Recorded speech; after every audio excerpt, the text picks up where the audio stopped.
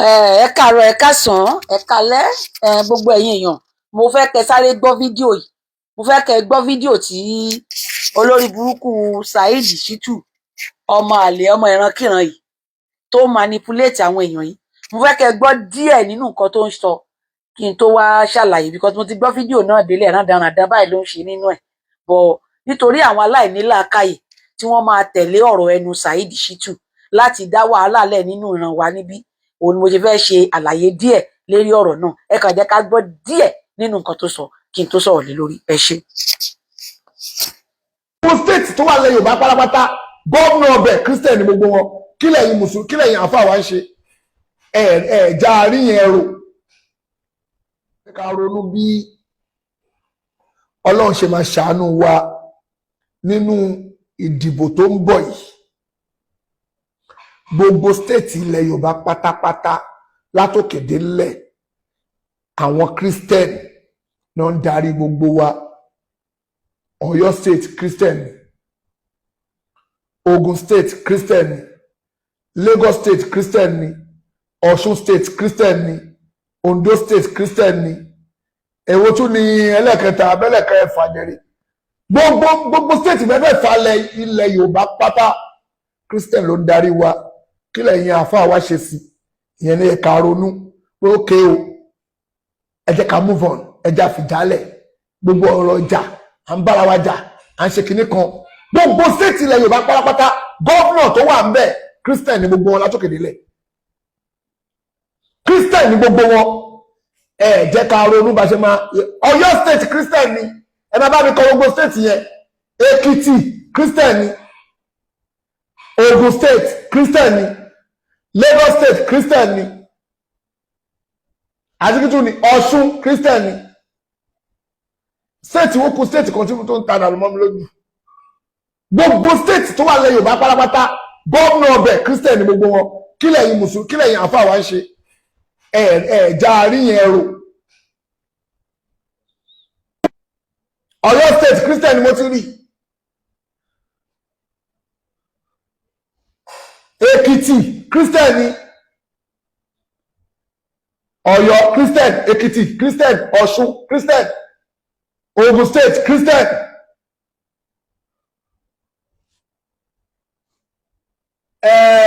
Kí lẹ̀ ń pè? Lagos Christian. Èèyàn kan ní. Ẹ̀yin èèyàn, nǹkan tí mo fẹ́ sọ fún yín, Saheed Shittu manipulator ni. Tẹ́ ẹ bá jẹ́ kó manipulate ọpọlọ yín, ẹ̀yin tí ẹ̀dá làákàyè ara yín ní, ẹ kàn rí pé wọ́n á dá ìjà ẹ̀sìn sílẹ̀ láàrin ẹ̀yin àtàwọn ọmọ ìyá yín. Ọmọ ìyá kan náà ni wá. Kí ẹ̀sìn tó dé la ti ń ṣe ilé ayé wa. Kí wọ́n tó mú ẹ̀sìn wá fún wa, àwọn tí wọ́n mú ìtàn ìlú wọn wá fún wa, tí wọ́n sọ fún wa pé Ọlọ́run kan wà níbì kan, àwọn bàbá wa ti ń sin Ọlọ́run wọn tí ó sì ń gbàdúrà wọn. Wọ́n dẹ̀ ń ṣe rere nínú ayé kó tó di pé wọ́n mẹ́sìn wá fún wọn. Ìgbà táwọn yẹn mẹ́sìn wá tí wọ́n gba ẹ̀sìn lọ́wọ́ wọn, wọ́n bẹ̀rẹ̀ sí manipulate wọn láti máa change orúkọ wọn sí orúkọ Arab. Lénìí kò sí ìran Arab tó ń jẹ́ orúkọ yín o. Ẹ lè dé ilẹ̀ Arab kẹrẹ ẹni tó ń jẹ́ Ìyábọ̀ ńbẹ, kẹrẹ ẹni tó ń jẹ́ Bíọ́dún, kẹrẹ ẹni tó ń jẹ́ Adékúnlé, kẹrẹ ẹni tó ń jẹ́ Adéṣínà, kẹrẹ ẹni tó ń jẹ́ Ọlátúnjí. Ẹ lè rẹ́ni tó ń jẹ́ orúkọ bàbá àti yín o. Ẹ̀yin lẹ lọ ń jẹ́ orúkọ bàbá oníbàbá. Ìyẹn ò tún wá tó yín. Àwọn pípù yìí, Saheed Shittu, wọ́n wá gbogbo ọ̀nà láti dá ìjà ẹ̀sìn sílẹ̀ láàrin àwa ọmọ ìyá, láàrin àwa ọmọ aládé tá a jẹ́ dédè kan. Nítorí ó máa ń jọ gbogbo àwọn èèyàn lójú, pàápàá jùlọ àwọn North. Ẹ wo bí wọ́n ṣe ń fi ẹ̀sìn ni wọ́n fi ń govern ara wọn nílùú wọn yẹn. Gbogbo ilẹ̀ wọn nílùú wọn ní state wọn. Ẹ wo àwọn ọmọ tí wọ́n race. Ẹ wo àwọn náà di Boko Haram lénìí. Àwọn ni bandits, àwọn ni aswap, àwọn ni jihadist, wọ́n ń jàjẹ́ sí kiri. Lérí ẹ̀sìn, lérí ọ̀rọ̀ ìwé, tẹ́ ẹ kà story onístory, ẹ máa para yín, ẹ máa bàlújẹ́. Gbogbo àgbáyé lédè pátá kò sẹ́ni tó fẹ́ rí Islam. Àwọn wo ni ò jẹ́ kó fẹ́ rí Islam? Àwọn alùsùnà olórí burúkú yìí. Àwọn olórí burúkú ìjọ wèrè yìí, ìjọ olórí burúkú tí wọ́n ní, àwọn ìjọ òfò yìí, àwọn ìjọ bandits, àwọn ìjọ apààyàn, àwọn ìjọ olórí burúkú ìjọ wèrè níjọ alùsùnà, àwọn ọmọ ìrankíran. Tẹ́ ẹ bá jẹ́ wọ́n manipulate yín sí àwọn ọmọ ìyá yín, tẹ́ ẹ bẹ̀rẹ̀ sí para yín, ẹ rí i pé Ọlọ́run gan ò ní gbàbọ̀ yín. Lórí ọ̀rọ̀ tó sọ ń bí, ẹ mọ̀ pé Saheed ọpọlọ ẹ̀ IQ ẹ̀ kéré gan. Ọmọ ọjọ́ wo ni? Ọmọ ọjọ́ wo ni Saheed Shittu? Ọmọ 1990 àbí 1993? Ṣé 1990 àbí 1993 náà bí? Ọmọ ọjọ́ wo ni? Kí ló mọ̀? Kí lọpọlọ ẹ̀ gbé tó kọjá ìdọ̀tí tí wọ́n kó sí lórí nínú ìwé alùsùnà? Torí tó bá yẹ pé gbogbo mùsùlùmí ṣe é ṣe lélẹ̀, ilé ayé àti bàjẹ́ gan. Kò dá làákàyè ara ẹ̀ ní rárá. Ó ń ignite ìjà, ó ń wá nǹkan kan tó máa ignite ìjà tó máa dájà lẹ̀. Gbọ́dọ̀ dìde fún Kristẹni mọ́. Gbogbo àwọn gọ́vnà tó ti ń gọ́vnà wa, Kristẹni gbogbo wọn, ibi tẹ́ bá ti mọ̀ pé IQ ẹ̀ kéré nìyẹn. What of ní ìgbà tí ní ayé kí náà porúkọ ẹ̀, ayé ológun state, àìmọye àwọn mùsùlùmí tó govern wa láyé ológun. Ara àwọn tó govern wa ńgbà náà ní Ògùn state ní Rájí Ràsákì wà, ara wọn ni Mohammed Lawal. Kí leléyìí mọ̀? Kí ló mọ̀? Tí bá ṣe pé orí ẹ̀ ti dàrú tó ń pè fún wàhálà. Báwà náà ó govern wa ní Èkìtì. Mohammed Báwà lẹ́kìtì, ara àwọn ológun nígbà ológun, òun náà govern wa.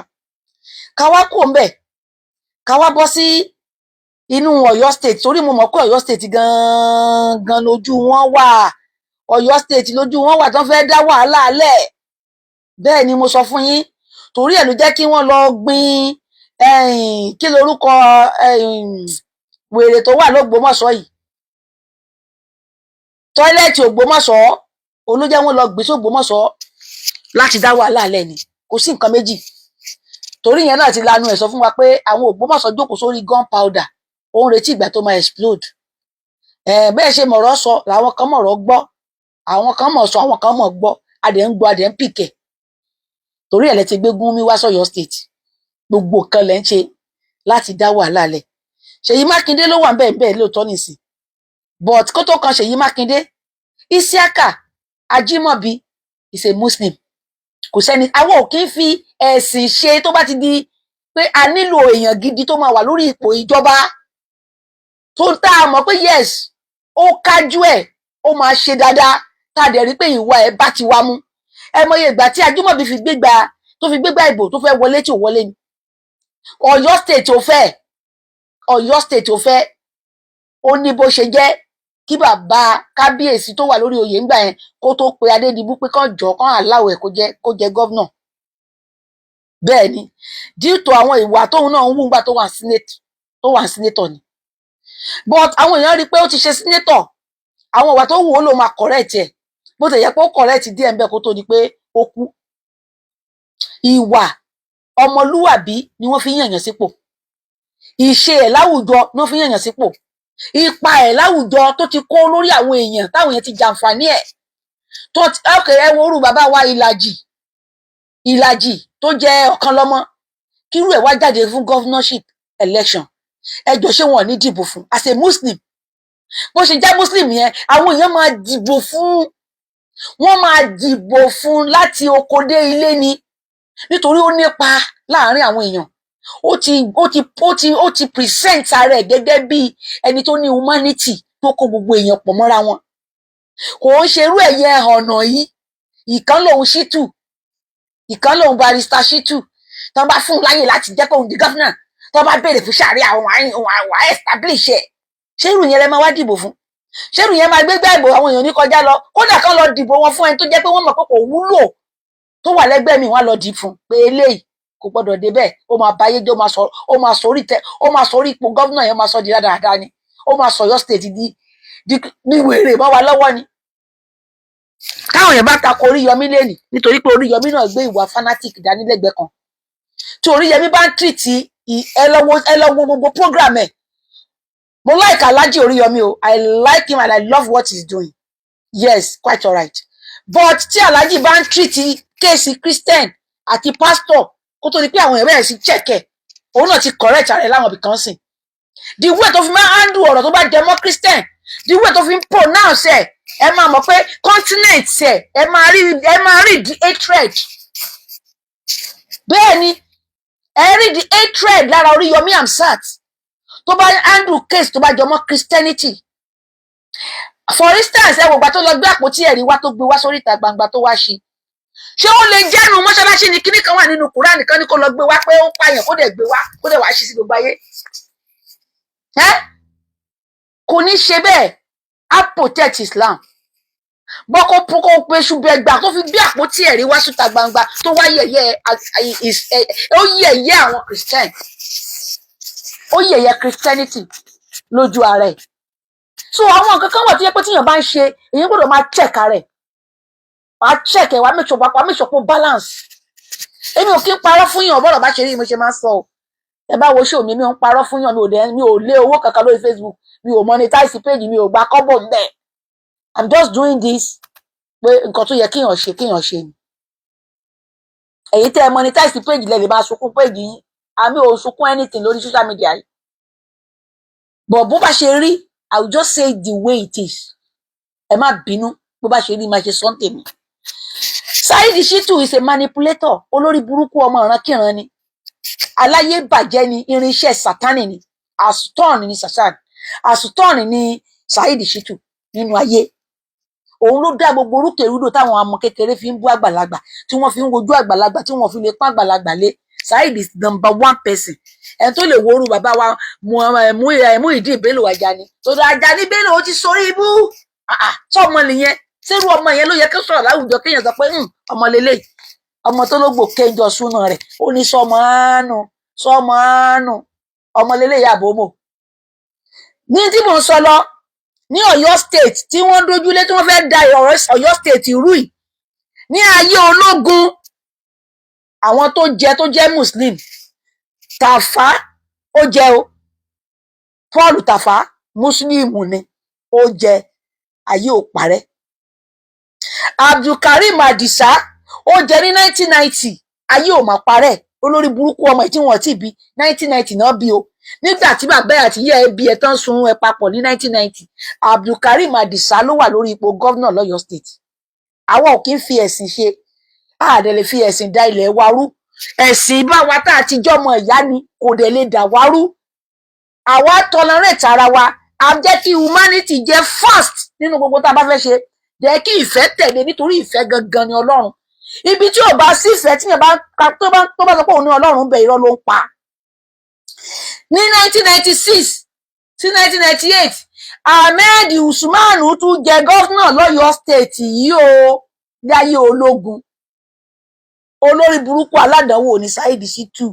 Ìwọ tó bá ní ọpọlọ, tó bá yẹ kí Saheed bá yí ẹ jẹ́, wàá kàn rí pé ojúlówó pa ọmọ ìyá ẹ, ojú ẹ á bá mọ́. Ojú ẹ á ṣe kí ni? Ojú ẹ á mọ́. Kọ́lápọ̀ Ìṣọ̀lá mi tí àwọn àmọ̀ bóyá Muslim nàbí kí ó dà pé kóbìnrin Christian ní Kọ́lápọ̀ Ìṣọ̀lá. Láàmú Adésínà jẹ lọ́yọ́ state o. Ayé ò mà parẹ́, kò mà sí jà. Kristẹni kan kò mà dìde kan ta ko gbogbo ala máa dìbò fún bàbá. Gbogbo ala fínú fídíò tá a dìbò fún bàbá láyé bàbá Láàmú. Ó ti ṣe gudugudu méje ká tó dìbò fún, kì í ṣe pé kàyédé lọ píìkì ẹ̀ nínú kọ́tà. Gbogbo tíṣà ló gbádùn Láàmú, kò sí tíṣà tí ò ra mọ́tò.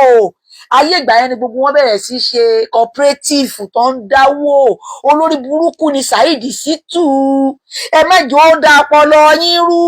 Ó ti lóun máa lọ káwọn èèyàn gan, àwọn máa gúrùpù ara àwọn pé tí ò bá ti jẹ́ Muslim tó bá jáde fún àwọn ò ní dìbò fún ẹ̀kan sọ̀bù ẹ̀kan ṣòfò dànù ní.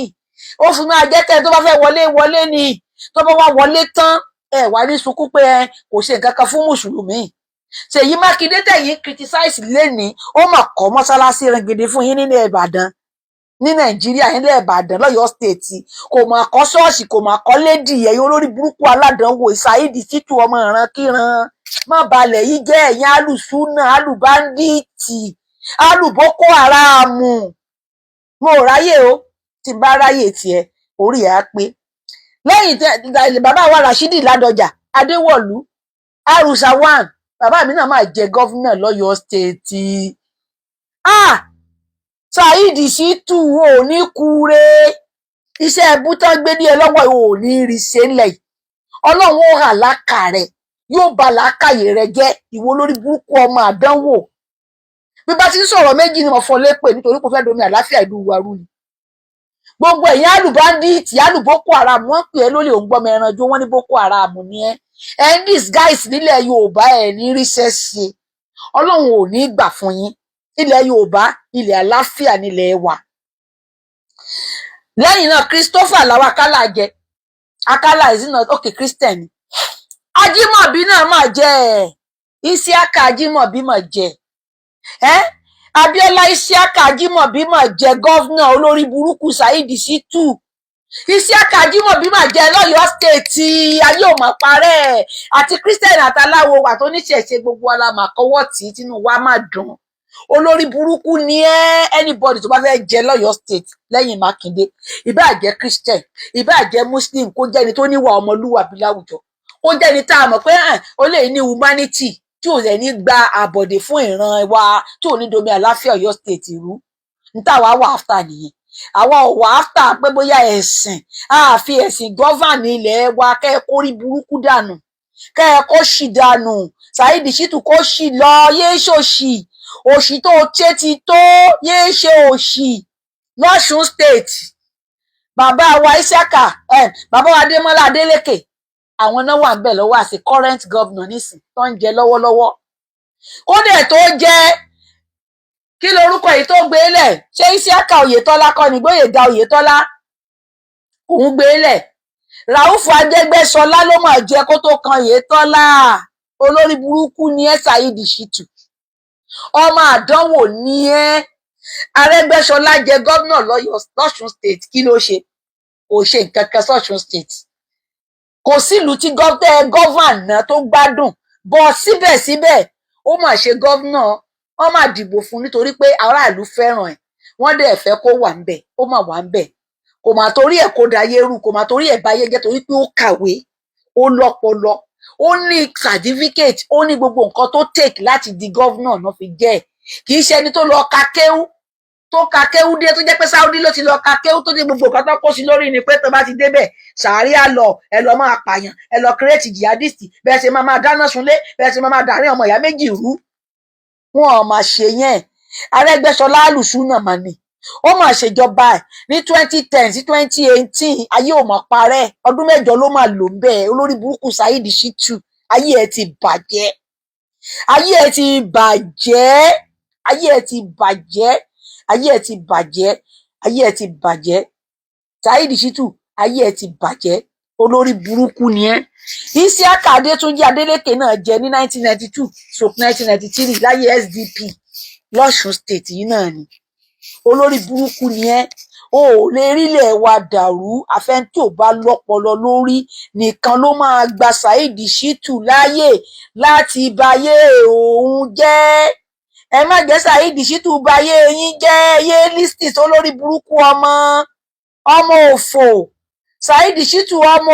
òfò ọmọ àdánwò ọmọ olórí burúkú o ò lè fi ẹ̀sìn tó gbà sórí yẹn o ò lè fi dalẹ̀ wa rú tó ti yé ọ orí ẹ ti dàrú láti máa wá gbogbo ọ̀nà láti máa manipulate àwọn èèyàn láti dá wàhálà alẹ̀ kò ní ṣeé ṣe fún ẹ Ràúfù Ayégbẹ́ṣọlá jẹ gómìnà lọ́ṣùn state ayé ò parẹ́ Isiaka Adétúnjí jẹ ayé ò parẹ́ olórí burúkú olòṣì ọmọ àdánwò ọmọ òfò Ràúfù Arẹ́gbẹ́ṣọlá jẹ lọ́yọ̀ọ́ lọ́ṣùn state ayé ò parẹ́ kí ló dé kí ló dé kí ló dé tó jẹ́ pé wàhálà rọ̀ yín lọ́rùn kẹ́ ṣáà máa kírètì wàhálà níbi tí ò sí wàhálà láyé ológun Rájí Ràsákì jẹ lógùn state ayé ò parẹ́ ẹnìkan ò bínú sẹ́nìkan làwọn Ràúfù jẹ ayé ò parẹ́ olórí burúkú Saheed Shittu ọmọ àlè ọmọ rádaràda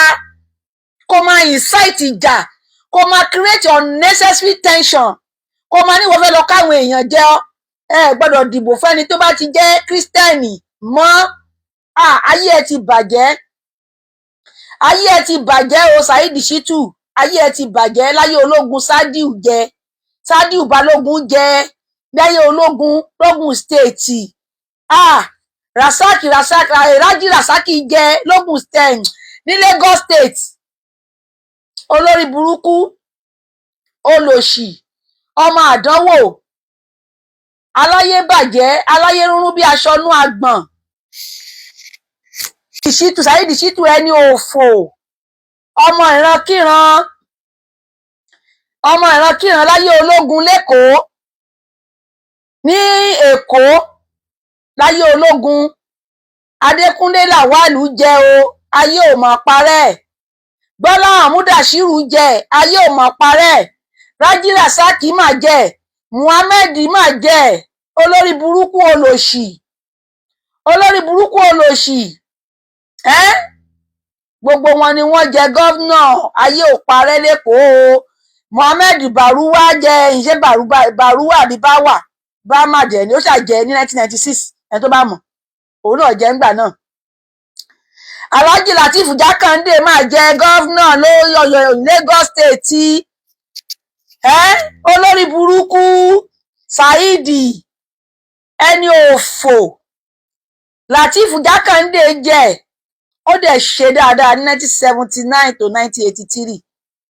Ṣẹ́gbẹ́ ọlọ́pàá kan bàbá wà ní Ṣàmùkó UPN, bàbá máa ṣe dáadáa, orúkọ wọn ò mọ̀ bàjẹ́.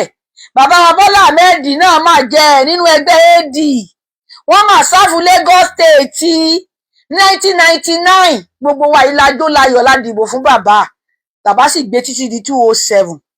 Olórí burúkú Saheed Ṣítù ń bo ló wà, níbo ló wà? Babátúndé Fáṣọlá náà jẹ o ní 207 tó títí di 2015 ní APC, kó tó kan Akínwùmí Àǹbọ̀dé, kó tó wá kan eléyìí tó jẹ yìí Babájídé Sanwó-Olú. Olórí burúkú ẹ̀ ń bo ló wà. Alẹ́ ẹ má máa manipulate àwọn èèyàn, àwọn tí ò lọ́pọlọ, tí wọn ò dá làákàyè ara wọn ní, àwọn ni kẹ́ ẹ máa manipulate. Kì í ṣerú àwa yìí tá a máa gbọ́ yín, tá a máa dìbọ́ǹkì irọ́ yín. Lógùn State, ṣé Ògùn State ni? Okay, láì pé mo ti sọ t'Ògùn State fún ẹ, mi ti sọ. Mo ṣàmọ̀ pé Ìbíkúnlé Amósùn jẹ, Gbénga Daniel náà jẹ. Then láyé ológun, àwọn tó jẹ tó jẹ́ Muslim láyé ológun nígbà yẹn, Muhammed Lawal mo ti sọ, Rájí Alágbe wọ́n máa ń pè lálágbe Rasak, òun náà jẹ́ ńgbà yẹn. Olórí burúkú ẹ̀ ń bo ló wà, níbo ló wà ńgbà tí gbogbo wọn ń jẹ?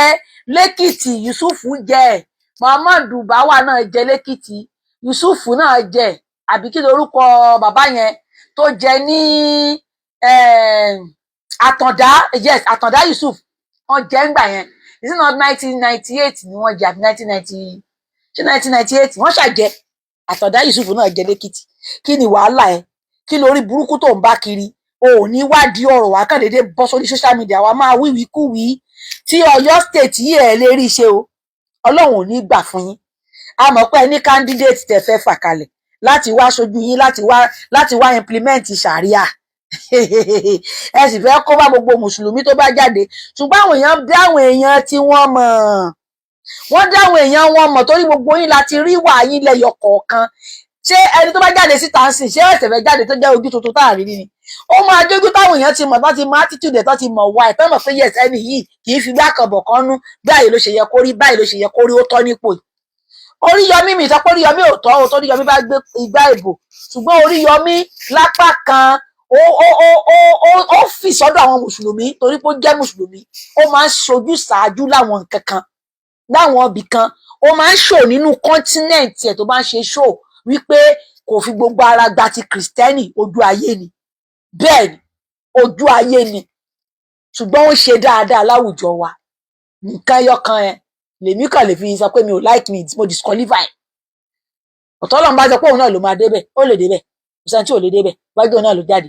Ṣùgbọ́n ẹ̀ lè fi Oríyọmí tẹ́ ẹ fi wé bàbá wa ọ̀kan lọmọ Oòduà Ìlàjì farm, tó jẹ́ pé gbogbo wa ti mọ̀ tó rú ẹ̀ bá jáde fún governorship ní Ọ̀yọ́ State, ó di dandan kó wọlé, nítorí gbogbo Ọ̀yọ́ State ló mọ̀. Wọ́n dẹ̀ mọ̀ pẹ̀lú iṣẹ́ rere, wọ́n mọ̀ pẹ̀lú ìwà rere, wọ́n mọ̀ pẹ̀lú humanity, wọ́n mọ̀ pẹ̀lú everything. Ẹ worú yẹn tó bá di governor, ẹ ti mọ̀ pé àwọn aráàlú túbọ̀ máa jàǹfààní ẹ̀. Mi ò campaign fún yàn kan àtẹ̀sọ́ pé àwọn fẹ́ di governor, bọ̀ mo fi ń ṣe àkàwé ni, nítorí pé mùsùlùmí ni. Bọ̀dá wá sọ pé mùsùlùmí yẹn, ẹ wá gbé mùsùlùmí tí wọn kẹ́ gbé sẹ́gbẹ̀ẹ́ Oríyọmí, ẹ gbé mùsùlùmí wọn kẹ́ gbé sẹ́gbẹ̀ẹ́ Barrister Shittu. Ṣe rí pé kò jọra wọn. Ṣe rí pé àwọn mẹ́tẹ̀ẹ̀ta 3 parallel line ni tó yà lọ́tọ̀ọ̀tọ̀. Ìwà oníkálukú àti ìṣe wọn nínú àwùjọ. Oríyọmí tún bẹ́tà Barrister Shittu, nítorí Oríyọmí tún ní humanity láwọn apá kan, ṣùgbọ́n àwọn nǹkan kan kéékèèké ni ó kù díẹ̀ torí èèyàn dẹ̀ kì í mọ̀ rìn kórí mami, èèyàn lè dáa tán. Mi ò blame ẹ̀ fún anything, but mo kàn sọ view tèmi ni mo sọ nípa Oríyọmí, mi ò against ẹ̀ rárá fún anything tó bá fẹ́ ṣe. Tọ́lọ́run bá ti sọ pé ó ń lọ bẹ̀, ó ń lọ náà ni, ẹnìkan ò lè dá ẹnìkan dúró.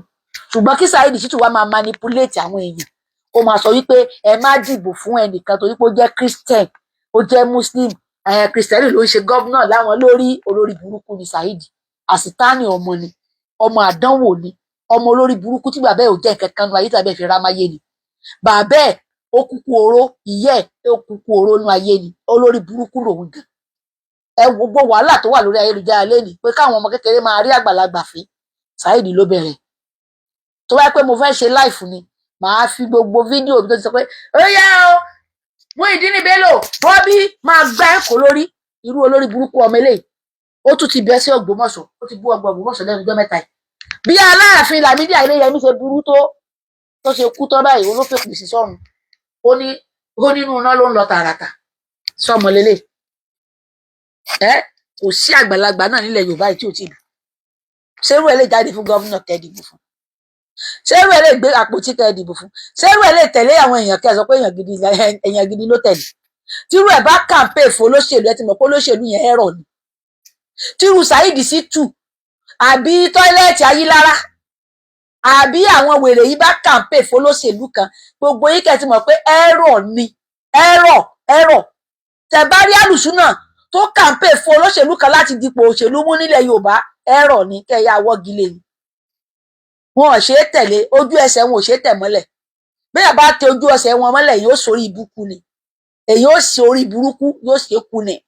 Bí ẹ bá jírí Saheed Shittu àti gbogbo àwọn àlùsùnà yìí, tẹ́ ẹ bá ti jírí wọn láàárọ̀ bá ẹ wọlé kẹ́ lọ sùn padà ni. Tó tẹ́ ẹ bá lọ sùn padà, àǹkan ó ṣe yín gbọ́nà, àgbákò ni.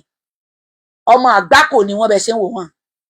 Àwọn ni wọ́n mú Deborah, wọ́n dáná sun lóòyẹ ni. Wọ́n dáná sun Deborah lóòyẹ. Wọ́n ló blasphemy Muhammed olórí burúkú tó ń sìn. Ẹ̀yin bínú ẹ̀yin tẹ́ ń sìn Muhammed, tẹ́ ń sìn lọ́nà gidi. Àwọn olórí burúkú akéèrègi bóbi lára ẹ̀.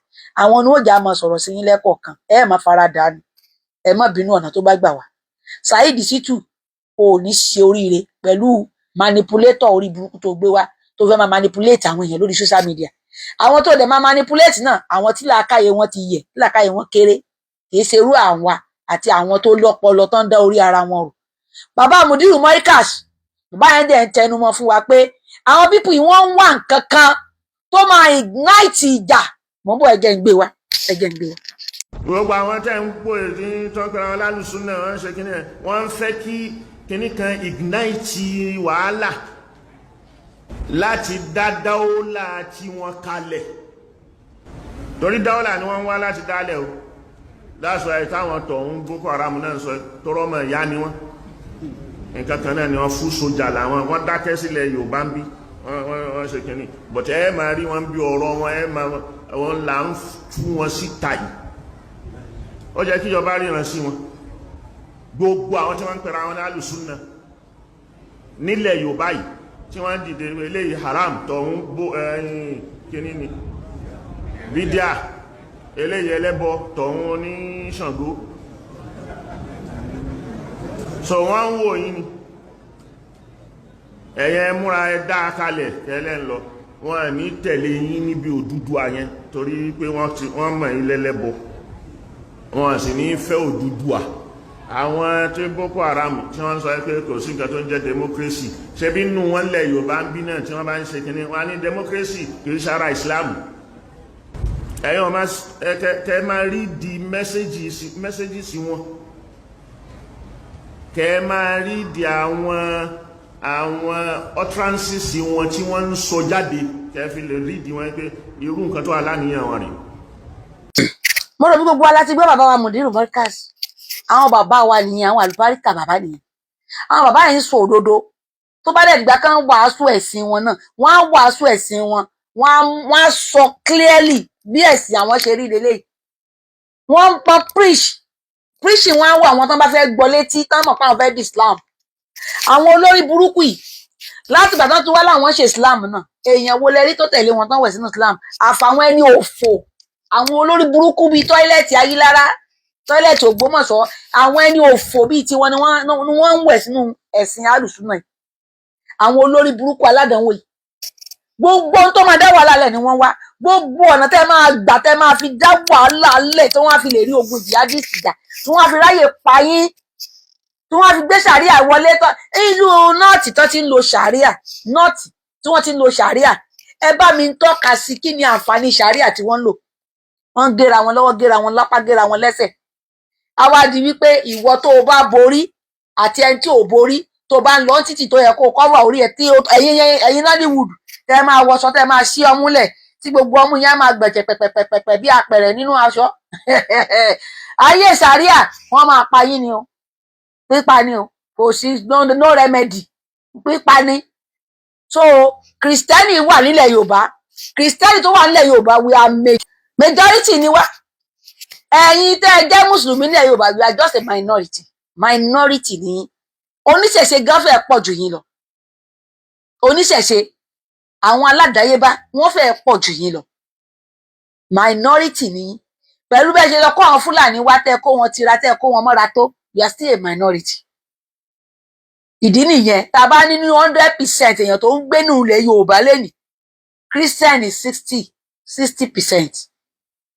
Why oníṣẹ̀ṣe is about 25%. Ẹ̀yin Muslim we are just 15%. 15% nínú ilẹ̀ Yorùbá lẹ́nìí. Christian is about 60%. Although ẹ máa ní àwọn ọmọ yín tó gbàgbé, àwọn ọmọ yín tó kó onú Ìsìlámù tán lọ join Kristẹni, àwọn náà jẹ́ kí Kristẹni pọ̀ jù yín lọ, òfò lẹ́nu yín máa ṣe. Ẹ má gbàgbé àwọn Sókótó Caliphate tẹ́yìn ń bá òfin lẹ́nìí, bí wọ́n ṣe ní tán dájàlẹ̀ láàrin àwọn Haúsá, láàrin ọmọ ìyá sọmọ ìyá tán dojú ẹ̀sìn tán fẹ̀sìn dojú wọn kọra wọn. Lẹ́nìí they are no more Hausas, they are all Fulanis. Emir ló gba gbogbo ìlú wọn kan. Lẹ́nìí Hausa they are nowhere to be found. Ẹ̀yin olórí burúkú alábọ̀dé, Ọlọ́run máa hàlákà yín ni. Ẹ lè manipulate wa. This is our land and nobody is going to take it from us. Yes.